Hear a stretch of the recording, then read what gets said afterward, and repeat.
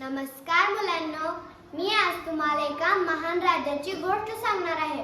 होय, मला आवडलेली ही साहस कथा आहे आणि बोध देणारी बोधकथाही आहे. तो राजा म्हणजेच आपले छत्रपती शिवाजी महाराज.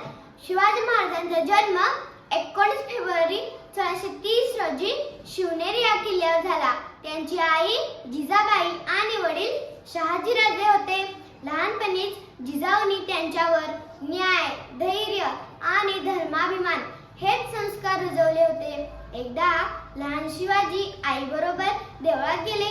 देवाची आरती झाल्यानंतर त्यांनी आपल्या माँसाहेबांना विचारले, आई, हा तर देवाचा प्रदेश आहे, तरी आपला हिंदुस्थान मात्र परक्याच्या ताब्यात का आहे?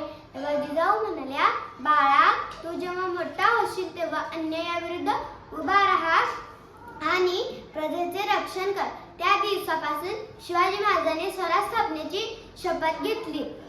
लहानपणीच त्यांना घोडेस्वारी, तलवारबाजी, डोंगरदऱ्या ओलांडणे, फिरणे, गनिमी कावा शिकायला आवडत असे.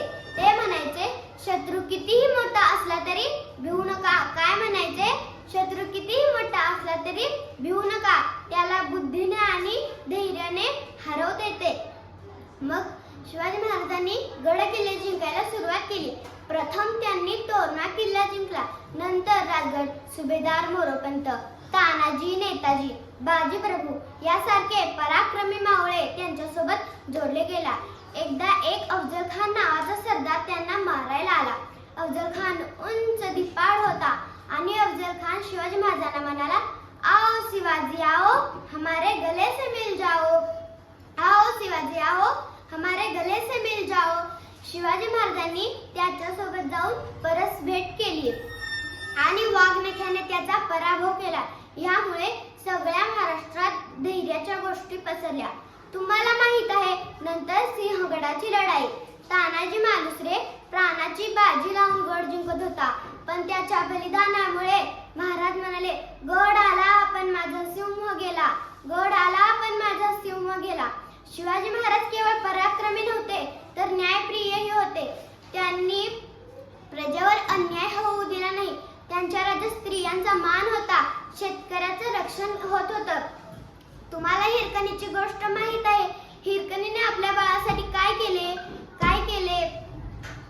तिने हा एवढा मोठा गड उतरून आली आणि दुसऱ्या दिवशी महाराजांनी तिला गडावर बोलवले आणि आता लोकांना वाटत होतं, हिरकणी आता काही वाचणार नाही. पण महाराजांनी तसं काही नाही केलं, तर तिचा मान सन्मान केला. 1674 साली शिवाजी महाराजांचा रायगडावर राज्याभिषेक झाला. तेव्हा सारे जग म्हणाले, हा खरा हिंदवी स्वराज्याचा राजा आहे. 1680 मध्ये महाराज स्वर्गवासी झाले, पण त्यांची शिकवण आजही जिवंत आहे. त्यांनी आपल्याला शिकवले, स्वाभिमानाने जगा, अन्यायाविरुद्ध उभा राहा